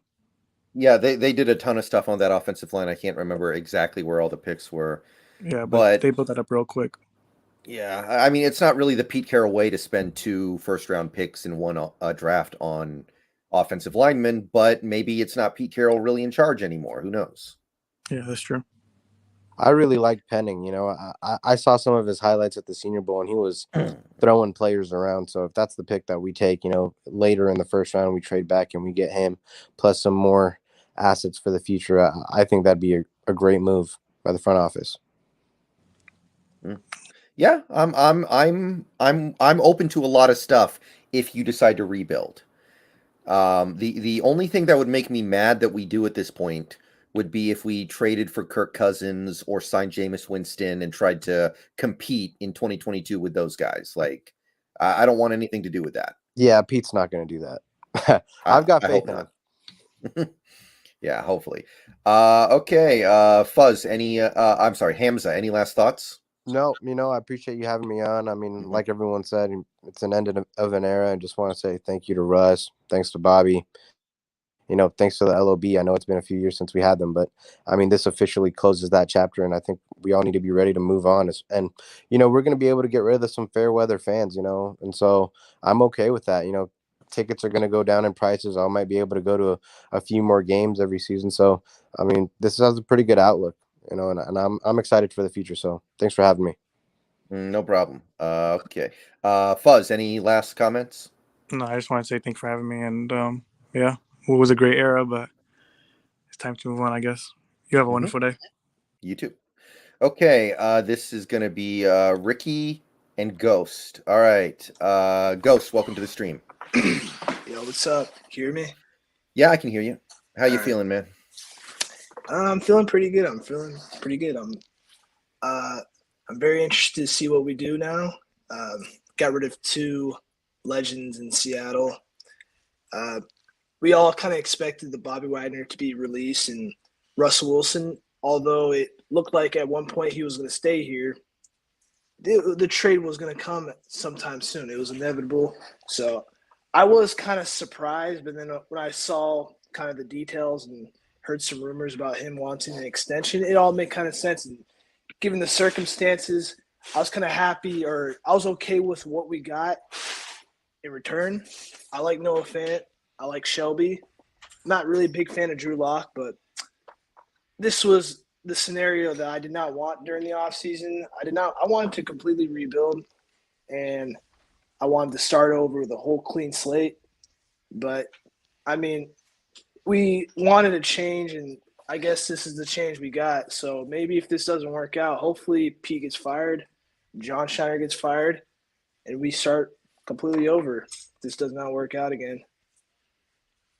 Yeah, that's what I want. I want to commit, and I want to get into a situation where either it works and awesome, or it doesn't work and everyone gets fired. Yeah. That's how I feel. I completely agree. Ricky, how are you Yeah, doing today? can you hear me? Yeah, I can hear you. Yeah, basically the same thing, just, trying to cope with Russ getting traded, go through all the stages of grief and all that. And then, just trying to figure out the same thing with Bobby and, trying to see where you're going to move on. And if they're rebuilding, go for it. I think they should do a full-scale rebuild, get a rookie. Not a big fan of Watson for a lot of reasons, but Mhm. Yeah, the Watson debates lately have been pretty interesting. There are a lot of different perspectives there, and I get it. I get it from a lot of different sides. So even I if get you it if from you a take moral out, standpoint. Go ahead, Ricky. I was gonna say, even if you take out the allegations and all the morality standpoint from going from super Christian Russell to Watson, it's like you right now we have 40 million in dead cap if that's correct, and you're gonna add Watson's 35 million salary, and all of a sudden you're paying, you're gonna put yourself in such a hole to speed up this rebuild, and you're not gonna be able to build a team to compete for the next year or two. Anyway, so then I don't really understand the point. That's a big thing for me. yeah, I get that perspective. One of my things is that if you trade for Watson, then it's win or bust now, which I kind of like because it puts more pressure on Carroll. If you don't get Watson, then we're going to be bad next year, and Carroll has a perfectly valid excuse for it, and he doesn't have to go if he doesn't want to at that point. So I kind of would rather put the pressure on Carroll to win now, because it gives him a bar he has to pass, and if he doesn't pass it, he could lose his job. That's more interesting to me. That's fair. Yeah. Okay. Ghost. So you sounded pretty into the Watson thing, but if we don't go that route, are there rookie quarterbacks in this draft that you're into? Because that's been a pretty controversial point for a lot of people. No, I'm not. Malik Willis, he's got good talent, pretty fast, but I'm not really into the QBs in this draft.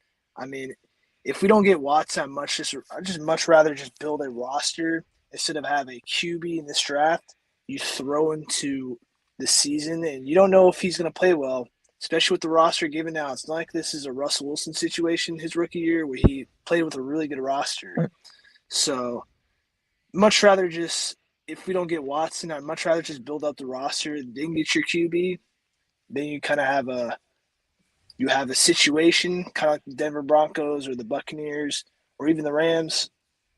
You have your roster set to win the Super Bowl. But definitely not an option. I don't think we should grab a QB, but I wouldn't hate it. I just think the better option is to go build up your roster first if we don't get Watson. Mm-hmm. I kind of agree with that. I just wish I liked the quarterbacks next year a little more. Like CJ Stroud and Bryce Young, I'm not really feeling that at the moment. Yeah, I agree. I mean, I don't see any QBs in this draft that I like too much. I mean, if we wanted to get a QB last year, we should have traded Wilson last year, but we didn't. So, I mean, here we are. Also, do you think Pete Carroll had a plan set up to trade Wilson? Because I was thinking about that. Because I'm not sure if he kind of did. I feel like the Seahawks rolled into 2022 hoping that we keep Wilson, and I feel like Wilson kind of forced his way out. I don't know. What's your take on that? It's hard to know, but I mean, there are going to be a lot of reports released over the next several days or several months, really, about how, Wilson and Carroll hated each other at the end. Oh, this was always going this way. I'm not super into buying all that stuff. It's really hard for me to subscribe to anything that anybody says at this point. But I kind of am starting to feel like we wanted to trade him last year, but there was too much dead money. So we decided to let it fly for a year. And then I read when we somewhere- actually had the bad season, we decided to move him. I read somewhere that last year we almost traded him to Chicago Bears, but John Schneider stopped it. Not John Schneider. Pete Carroll stopped it from happening. Yeah. So I feel like I feel like John Schneider was the one who probably made this trade happen, and it kind of makes me wonder: did some of Pete's powers, like his personnel decisions, like kind of went down? Because I'm not sure if we definitely trade DK Metcalf, there's something, I don't know, that would be really, really strange. That's not something I would think Pete Carroll would do, or that's something like a John Schneider would do. I don't think John would trade. Yeah, I don't think Pete really wanted to trade Wilson even now, maybe. The only reason I say that is because I think he wants to win now because he's so old. But there are a lot of different possibilities here. So, Ricky, you said you weren't a big fan of the Watson idea. Do you want to get the quarterback in this draft or the next draft? I don't know if this has just been like me watching too much Malik Willis tape of the last week just to like cope, but I'm pretty high on him right now. I hear the stories about how this is not a strong quarterback class, but they say the same thing every other year. They said the same thing in 2017 with Mahomes and Watson were rookies at that point, and the cons of Malik Willis is that he had a simple system. He's raw, but I mean, that's why you have, I guess Drew Lock is only there for, maybe this year. Hopefully. That's the thing. I don't really see him as a long-term starter. Yeah, definitely not. I read somewhere. Go for it. Sorry, go ahead. I read somewhere about the Watson thing, where he's like the first most sacked QB since 2018, and I'm not sure if that's an offensive line issue or maybe him holding on to the ball thing. But Wilson was second and he was first, and I was like, I like Watson, but I want a QB where he could hit things quickly and get the ball out quick. Because I don't think we're gonna have a great offensive line next year. I don't think we're gonna have a good offensive line. I think the offensive line might take a step back if we get Deshaun Watson or a rookie quarterback. So I don't know. Yeah, Watson I'm looking at it right now. And they I'm traded looking him at to it the right Seahawks. now. Watson was sacked 62 times in 2018, and then it got a little better. He was sacked about at a Russell Wilson type rate in 2019 and 2020.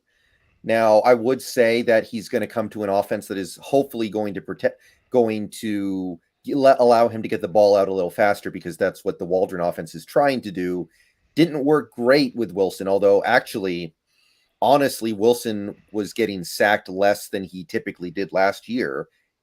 And hopefully that translates over, but that's a work in progress. We've only seen 1 year of this offense. Plus, you could say Deshaun Watson is more mobile than Russell Wilson, and he has an escape ability. So, I mean, that's kind of something we really missed from Wilson these last few years, was his escape ability, because it hid some of those flaws in his game, like you were talking about, where he his IQ or his like ability to read a defense really quickly and hit the short intermediate routes. So I do want a mobile QB. I think Pete Carroll likes a QB that can run a little bit and throw a deep pass. So I feel like Deshaun Watson fits all that criteria. It's all about if he wants to come here, if you waive his no trade clause and if the price is right, I'd want to go get him. Mm-hmm. Yeah, that's another pro about Malik Willis too, though. I think the scouting the reports are that the second he steps on the field, he's the second best running quarterback in the league after Lamar. And he's got the cannon. That's what they say. If you look at Willis, he looks like Deshaun Watson. Oh yeah, he's just a little raw. Yeah, an inch shorter. Basically, the shorter Lamar or Deshaun. Does Malik Willis protect himself when he runs? I'm not sure if I ever see him slide or. He needs to work on that. He definitely needs to learn that. Hopefully, it's not another RG3 situation, or like kind of what Lamar Jackson is right now, where he's starting to get hurt. I mean, Lamar's pretty good at not getting tackled too hard. That was like one of the best things about Russ when he was younger and he would be a little bit more, elusive, is that Russ was really good at not taking a big hit. He'd always slide right, and I think Lamar's pretty good at that too. So Ricky, let's say we keep the number 9 pick, we don't get Watson. What's your leaning in this upcoming draft? Are you thinking Thibodeau? Are you thinking Hamilton? Cross? What's your inclination right now? I would like to see if we can trade back. I think Mhm. Phillies. This is I think like a top 10 or 11 player tier 1 draft. If you look at like the kind of the top kind of players, so Maybe, like, I think Philly's got like 14, 16, and 19 or something like that. So if we can get like 14 and 19 for them to jump into the top 9, if like a Thibodeau or a Drake London is there for them to take, and then take 2 picks and then maybe get Malik Willis out of one of them and get another a lineman or forget the name of the Alabama guy. Or Evan Neal. I doubt he'll fall Evan far Neal. enough, but it's not impossible. Right, just something like that. I think would be the kind of the best value out of it. I think 9 is a little high for even Malik Willis. I'm sure that they'll artificially raise his draft stock at some point, or if not him, another quarterback. But Okay. my best I can best thing is to trade down. But yeah, I can value that.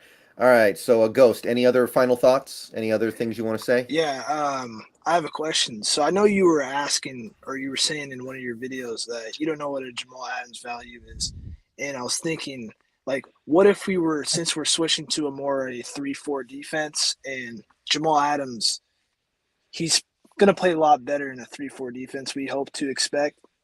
So what if we were to get him up to playing really nice top 3 level safety, and we were to trade him next year? We get his trade value up, and we were to trade him next year. How would you feel about that?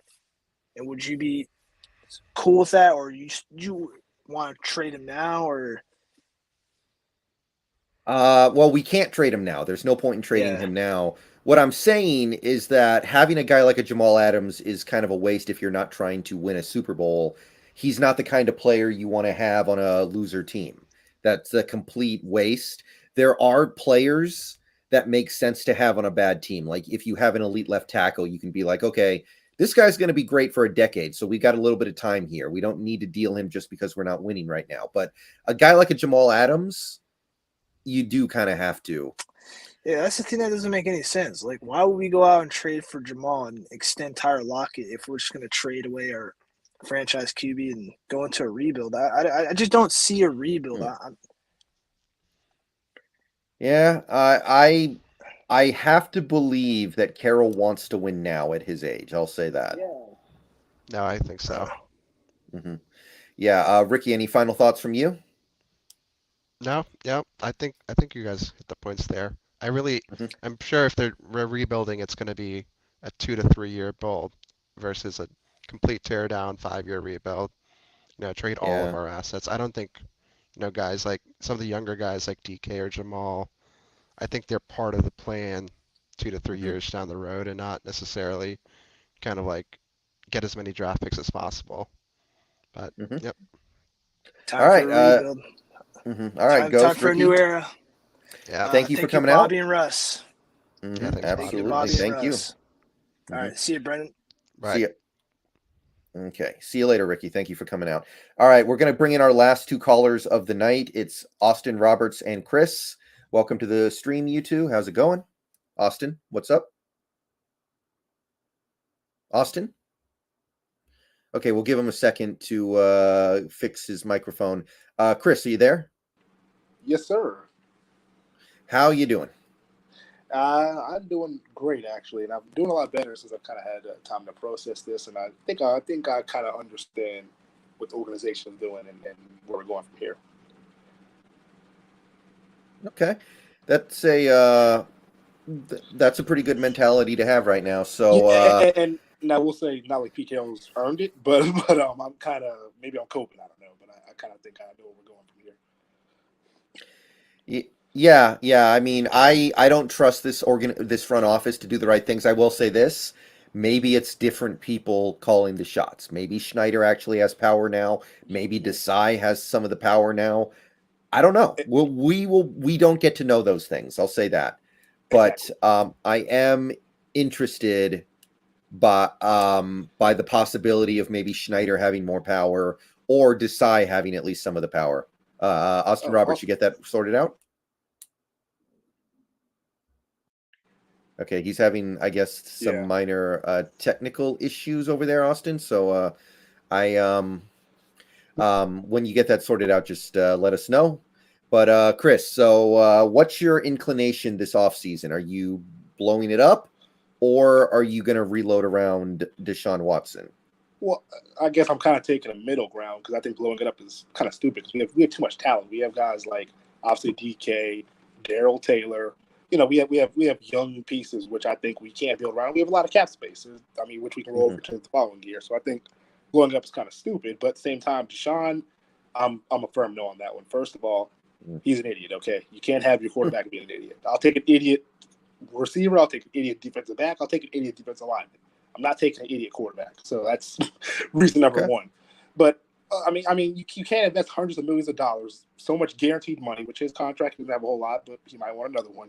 All that guaranteed money in a player who has that poor of judgment off the field, guilty, innocent, whatever. He has poor judgment, and that can't be disputed. So no, I don't want to invest that much money into a player that has poor judgment. He's going to do something stupid in the future, and no. But beyond that, I honestly don't think it's smart strategically to give up all our assets that we just got for trading Russell Wilson into Deshaun, who makes us no better than we were with Wilson.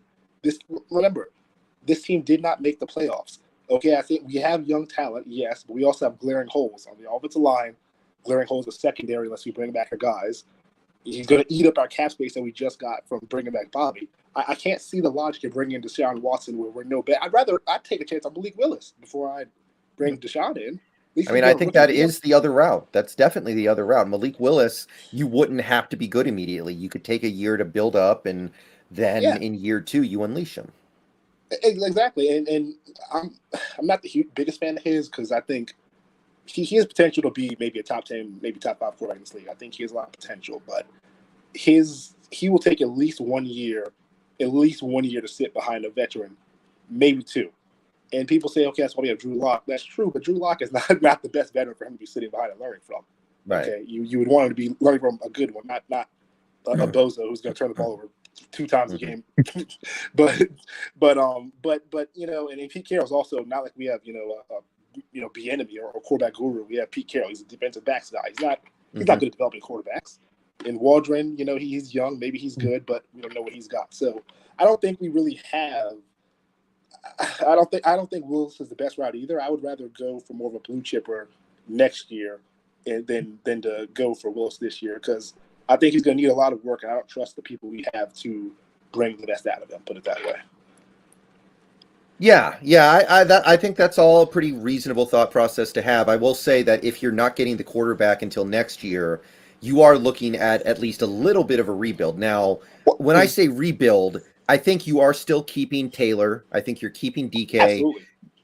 But you are going to then look to maybe move a guy like a Gabe Jackson, Tyler Lockett. Yeah. You are going to look at some of those guys and be like, he's not going to be good long enough for this to matter.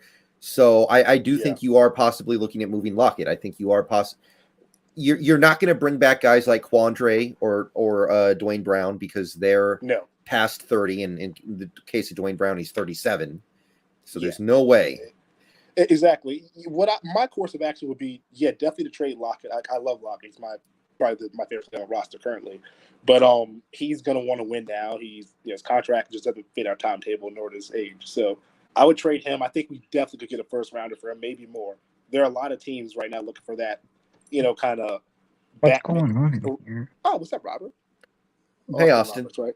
What's up? Hey, Brandon. Now. Hey, I can hear you. What's up? All right. Sorry about that. I was having trouble with my mic. No problem. How you doing, man? I'm doing good. But when we traded Russ, I was a little bit was surprised because I was actually kind of preparing to run it back, because that's what it kind of seemed like we were doing. And so I wanted to last season I either wanted to run it all the way back or get rid of everybody. And so but since Pete Carroll is still here, I'm thinking that we might try to make a push for Deshaun Watson, because I don't see Pete Carroll wanting to be part of a rebuild, and I don't really trust Pete and John with the picks, to be honest.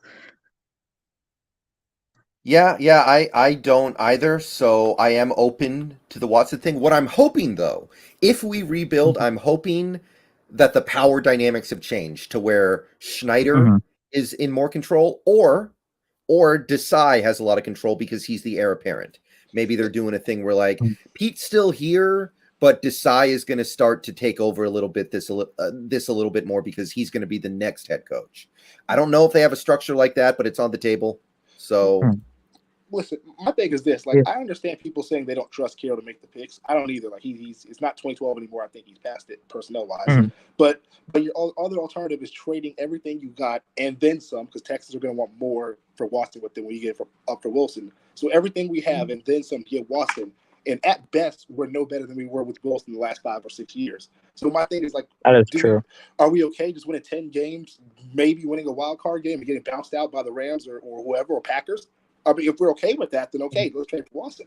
But if you want to build a contender, I'd say your only choice is to say, hey, let's just pray Pete Carroll is giving more power to other people that know what they're doing and go from there with an actual soft rebuild, maybe a year or two. But I feel like if we trade for Watson, you're setting yourself up for failure for at least the foreseeable future. Yeah, that is the risk with that. Yeah, I don't. You are in a similar position than you would have been with Wilson. I will say this: I think Watson may be a better fit for this offense than Wilson was. So I will give him that. Now you're going to have a lot less money to spend to build the team if you get Watson than you would have if you had just kept Wilson. But you could still do it. It's just going to be hard, and you're going to have to really extend yourself. So I mean, they would have to go so aggressive. They'd have to like be restructuring guys like Tyler. We'd have to keep Tyler, restructure him. We'd have to do, if they really like balls to the wall, so to speak. Yes, we definitely could do it. But I don't think Pete's going to be that aggressive. I don't think anyone in that organization is going to be that aggressive, which is ironic given his age. You would think he would be one to, but I don't think he is. Right. So, all right. So, Chris, I'll ask you, if we don't get Watson, what are you thinking about in the draft right now? Because that's the most interesting thing. We got the number 9 pick. We got other picks that are good. What are you thinking? Well, I wouldn't be upset. If we got Willis, I would prefer to trade down if he picked him. But at the same time, I don't. At the way his stock is looking right now, I don't think we're going to be able to trade down much, at least to still get him. But personally, I prefer Kayvon Thibodeau if he's still there. I'm not sure. I'm kind of like 50-50 if he will be. But if he is, like, absolutely, you pair Thibodeau, Darrell Taylor, and Jamal Adams in the box, like, our pass rush is going to be one we haven't seen since we had Cliff Averill and Michael Bennett, maybe better. So. I definitely want to go with that. I think Thibodeau is the best player in the draft. But outside of that, I would also go with Tyler Linderbaum. I think he fits our offense to a T, great in space, good pass protection. I think he would fit the offense well, and it would also kind of make up for us passing on Humphreys last year. So I would go with Linderbaum or Thibodeau. All right. That sounds pretty good to me. How about you, Austin? Let's say we don't get Watson. What are you doing in the draft? I think probably a quarterback at 9. That's kind of what I've been seeing with a lot of that's what I've been kind of seeing a lot with the mock drafts. I don't really know a lot about the quarterbacks in this draft, and a lot of the times it's chance pretty much. Like what people thought Josh Allen was not going to be good, but I don't like. If you wanted to go the cheap route and get a rookie and tried to build like the defense and the O-line, then I think that's a possibility. But I don't think that we would be able to trade down and get a quarterback. So I think they're probably going to use that 9th pick if we don't do the Watson route.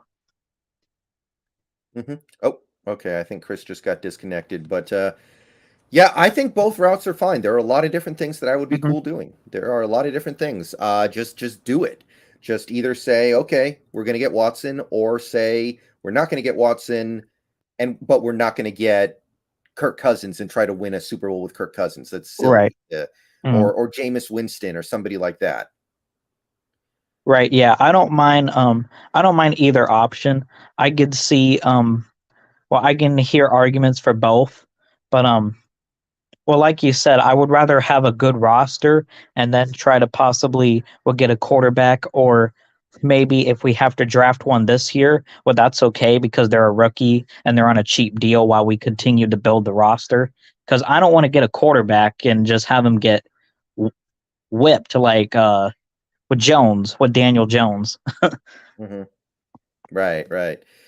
Okay, so yeah, Chris, he still got disconnected, so we'll give him a second to try to come back in. But Austin, any other last thoughts that you have about all this? I mean, it's been a crazy week, but any other things you want to talk about?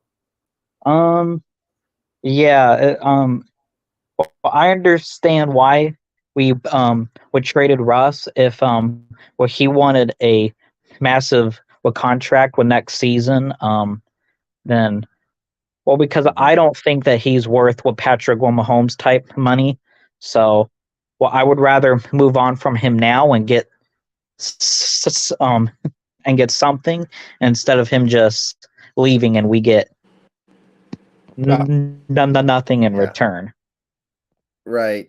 I think it's possible this team thought keeping Wilson was a lose-lose. If he plays great, then you have a gun to your head to give him 50 million a year, or 55, 60 million, et cetera, et cetera, et cetera. Maybe they just were like, we don't want to do that no matter what. And if he doesn't play good, then you're not going to get a whole lot in trade for him. So they were just like, it's bad no matter what. Let's trade him now. I think that's possible. Well, yeah, well, I like Russ, but I don't think he's Aaron Rodgers or Mahomes or Brady. Like, well, Wilson has some problems, and so I don't want to give Wilson that much money. Who knows? Well, he might start to decline. We don't know. He will. Everybody declines. But he might quarterbacks. Yeah. The only two quarterbacks that played at an elite level going into that age is Aaron Rodgers and Tom Brady.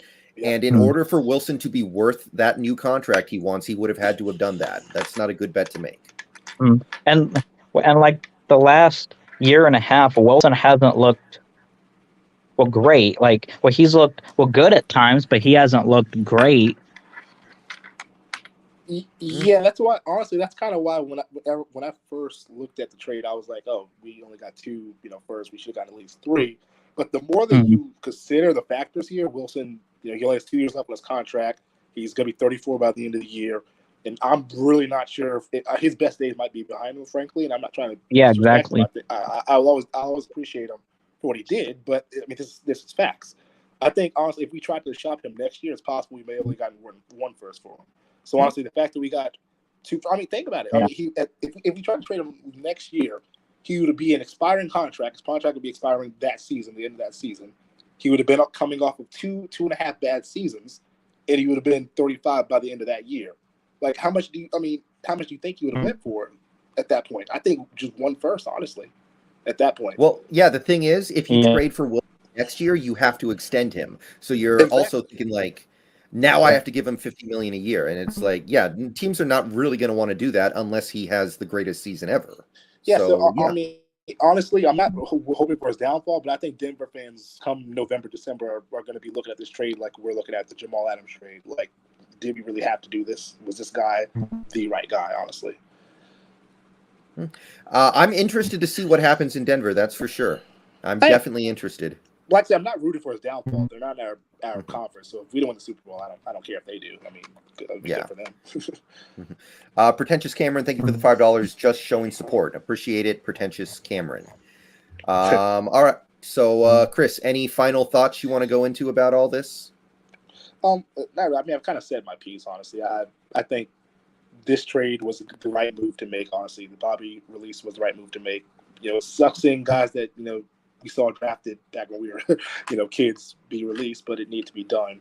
And I don't trust the guys currently in charge, but I just hope they probably cross fingers and hope, right? Yeah. All right. So, Chris, thank you for coming out, my man. Appreciate it. Thank you. I'll be seeing you around. Yes, sir. I mean, hey, I watch almost all your videos. Thank you. All right. Austin, anything else you want to go over real quick here before we part ways? I'm kind of excited for what the future holds. Oh, shoot. All right. Looks like he's having some connection issues, but I think we had pretty much said everything that needed to be said. So we went for about, oh, okay. There we go. There we go. All right, Austin, you with us?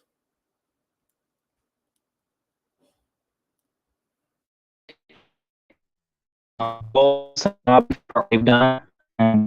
Yeah, I'm just excited for what we do if we try to go nuts, or if we try to do a rebuild. Yeah, hopefully. All right. You're kind of fading in and out, Austin. So you're having some connection issues. Sorry about that. But okay. Thank you for coming out, Austin. I appreciate that, but we can't understand you. You're welcome. All right. Thank you. Okay. That's going to do it for this stream, guys. We had a fun 2 hours. A lot of people got to call in. Been a while since we did this. We might do another one very soon. If we trade for Watson, I'm going to have to do another call-in show because everybody's going to have to sound off about that. All right. I'm not sure what you're going to see from me tonight. I may not be streaming tonight. I've got a lot of stuff going on, but yeah, you will see me soon. Thank you. Go Hawks.